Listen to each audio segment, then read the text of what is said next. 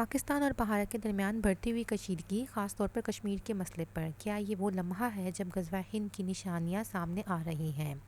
ہم سب جانتے ہیں کہ غزوہ ہند اسلامی تاریخ کا ایک اہم اور عظیم واقعہ ہے، لیکن کیا آج کا وقت اس عظیم معرکے کے قریب ہے؟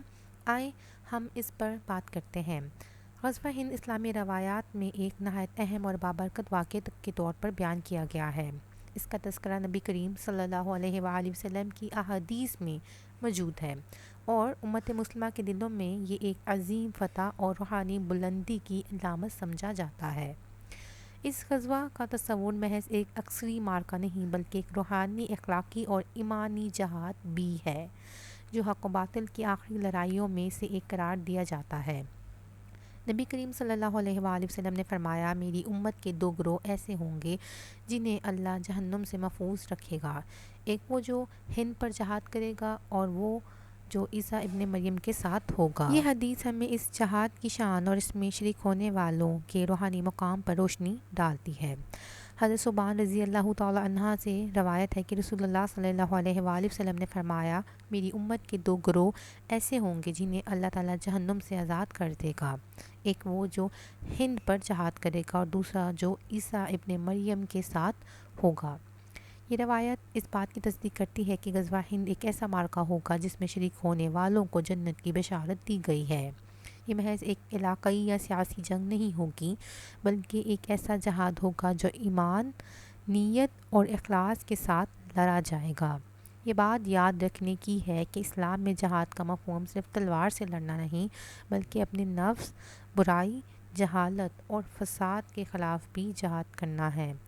علامہ ابن حجر عسقلانی فرماتے ہیں کہ ان احادیث کا سیاق و سباق اور ان کی سند ان کے صحیح ہونے کی دلیل ہے، اور یہ ظاہر کرتے ہیں کہ یہ غزوہ ایک عظیم روحانی شان کا حامل ہوگا۔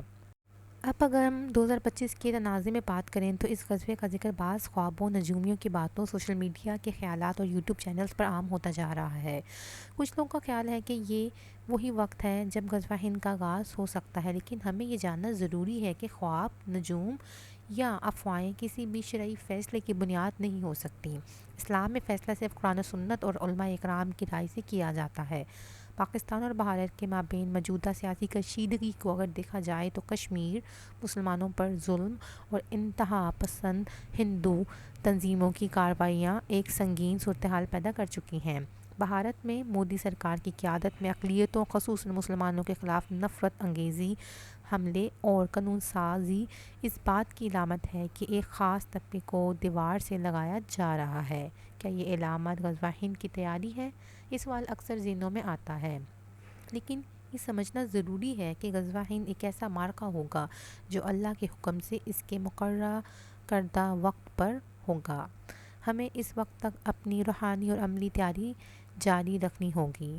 قرآن کریم میں فرمایا گیا ہے، ترجمہ یعنی اور ان کے مقابلے کے لیے جو کچھ تم طاقت رکھو وہ تیار کرو۔ یہ آیت ہمیں بتاتی ہے کہ مسلمانوں کو ہر ممکن ذریعہ اختیار کر خود کو تیار کرنا ہے، چاہے وہ عسکری ہو یا تعلیمی، چاہے وہ روحانی ہو یا سائنسی۔ آج کے دور میں تعلیم، ٹیکنالوجی، نظم و ضبط، اتحاد اور نیت کی صفائی سب سے بڑی تیاری ہے۔ غزوہ بدر، احد، خندق اور حنین جیسے تاریخی معرکوں کو دیکھیں تو ہمیں یہ بات سمجھ آتی ہے کہ مسلمان صرف جذبے یا جوش سے نہیں بلکہ نظم، حکمت اور ایمان سے کامیاب ہوئے۔ یہی اصول غزوہ ہند پر بھی لاگو ہوتا ہے۔ سوشل میڈیا پر گردش کرنے والے خوابوں اور ویڈیوز کو اگر بنیاد بنا کر کوئی جہاد کا اعلان کرے تو یہ انتہائی غیر ذمہ داری کی بات ہوگی۔ رسول اللہ صلی اللہ علیہ وآلہ وسلم نے فرمایا، جس نے میرے اوپر جھوٹ باندھا وہ اپنا ٹھکانہ جہنم میں بنا لے۔ جو لوگ غزوہ ہند کو اپنی ویڈیوز اور افواہوں کا ذریعہ بناتے ہیں وہ نہ صرف عوام کو گمراہ کرتے ہیں بلکہ خود بھی بہت بڑے گناہ کے مرتکب ہوتے ہیں۔ ہمیں چاہیے کہ ہم ایسے لوگوں سے بچیں اور صرف معتبر علماء اکرام کی رہنمائی حاصل کریں۔ غزوہ ہند کی تیاری کا مطلب ہے اپنے ایمان کو مضبوط کرنا، قرآن و سنت کی تعلیمات کو سمجھنا اور ان پر عمل کرنا، فرقہ واریت سے بچنا اور امت کے اتحاد پر زور دینا، دینی و دنیاوی تعلیم حاصل کرنا، اخلاقی اصلاح اور اپنے نفس کی تربیت کرنا۔ اسلامی تعلیمات کے مطابق سب سے پہلا جہاد انسان کا اپنا نفس ہے۔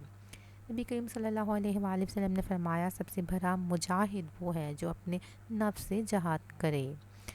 غزوہ ہند ایک بڑا واقعہ ہوگا، لیکن اگر ہم اپنے نفس سے ہی شکست کھا گئے تو اس عظیم مارکے شرکت کا کوئی فائدہ نہیں۔ اللہ تعالیٰ فرماتا ہے ترجمہ: بے شک اللہ کسی قوم کی حالت نہیں بدلتا جب تک وہ خود اپنی حالت نہیں بدلے، لہٰذا اگر ہم چاہتے ہیں کہ اللہ ہمیں اس عظیم مارکے کے لیے چنے تو ہمیں پہلے اپنی اصلاح کرنی ہوگی، اپنے اندر سے حسد، بغض، منافقت اور ظلم کو ختم کرنا ہوگا۔ اسلام میں خوابوں کو ایک روحانی حیثیت حاصل ہے، لیکن وہ شریعت کی بنیاد نہیں بن سکتے۔ حضرت ابن سیرین رحمۃ اللہ فرماتے ہیں خواب نبوت کا 40واں حصہ ہے، لیکن اس پر حکم دینا جائز نہیں۔ علماء کی رائے یہ ہے کہ اگر کوئی خواب شریعت کے مطابق ہو تو اس سے فائدہ اٹھایا جا سکتا ہے، لیکن اگر وہ شریعت کے خلاف ہو یا فتنے کا باعث بنے تو اسے ترک کر دینا بہتر ہے۔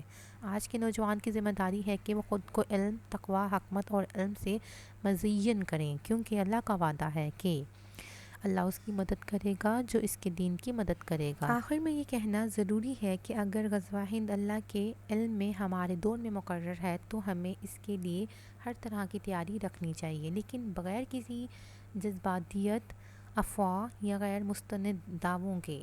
اللہ تعالیٰ ہمیں صحیح علم، اخلاق اور ہدایت عطا فرمائے، آمین۔